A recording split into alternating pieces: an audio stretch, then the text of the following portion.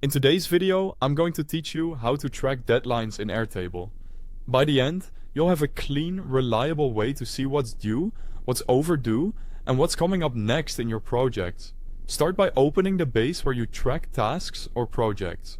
We'll add a dedicated due date field so every record has a clear deadline. Click the plus sign at the end of your columns, choose date as the field type, and name it due date or deadline, whichever you prefer. If you work with time-sensitive tasks, toggle on.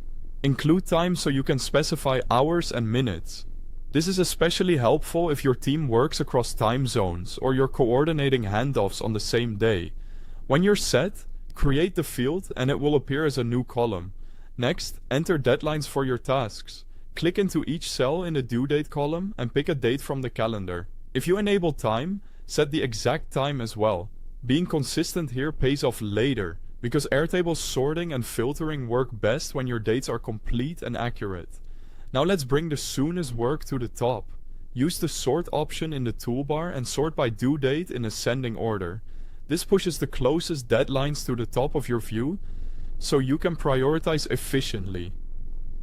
If you've got tasks without dates, you can choose to send blanks to the bottom so they don't clutter your list. To spotlight urgency, add a filter.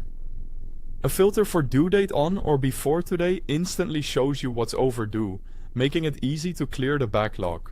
Another useful filter is due date within the next 7 days, which surfaces what's coming up soon so you can plan the week at a glance. You can toggle filters on and off as you go, and save them inside views for later. If you're brand new to Airtable, there's a link to the website at the very top of the description so you can get set up and follow along. For ongoing tracking, use different views.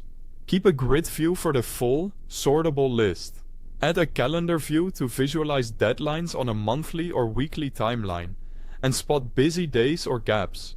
If you manage status, a Kanban view grouped by to-do, in progress, and done gives you a workflow-friendly board while still honoring your due dates behind the scenes. Switch between views as needed to plan, execute, and review without losing context.